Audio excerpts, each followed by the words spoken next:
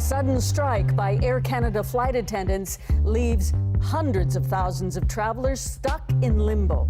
I'm a little frustrated just because we don't know what's going on. Frustration leading to calls for more competition in the skies. Canadians deserve more choice and more variety and better service when it comes to air travel. Karen Pauls breaks down the possible effects of allowing more competition in Canadian airspace.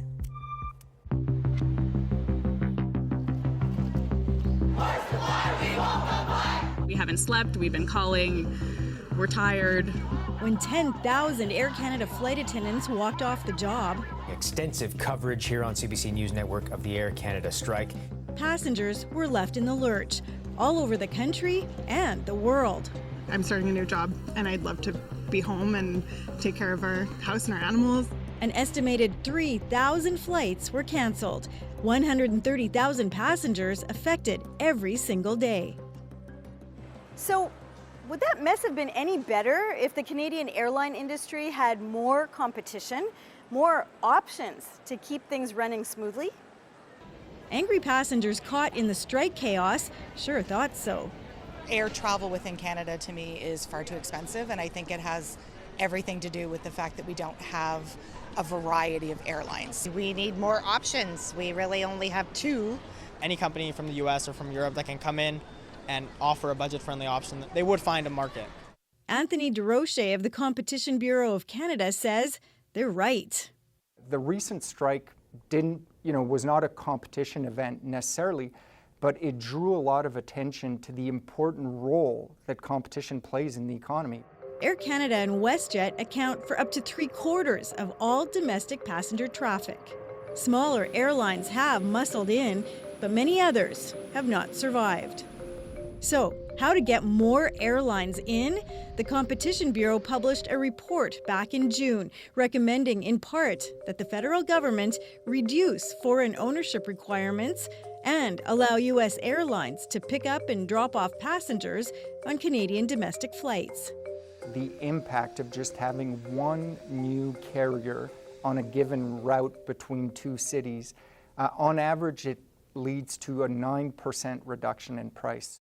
At a House of Commons Standing Committee on Transport, Infrastructure and Communities, passenger advocate Gabor Lukács made that same argument. I recommend granting to selected trustworthy foreign airlines the right to operate flights within Canada. It's absolutely true that Canadians deserve more choice and more variety and better service when it comes to air travel. The head of the Canadian Anti-Monopoly Project says allowing foreign companies in could improve fares on some major routes, but possibly at the expense of those critical connections between smaller Canadian communities. If you give more room for foreign investment, that does open up channels of capital for existing or new airlines to come in and compete. But again, this idea that these foreign companies, if not for these regulatory restrictions, would suddenly love flying Saskatoon to Calgary, I think is unfortunately a bit of wishful thinking. We need to look at our own domestic market, how we fund air traffic controllers, how we fund airports, and how we charge airlines for that infrastructure, and think about how that system could be re-engineered to instead support a greater variety of players that actually can make a business out of serving more regional routes. This analyst says giving foreign carriers more access could also have a significant impact on passenger service, even salaries for employees. So, for example, Air Canada, British Airways, comparable airlines, former flag carriers.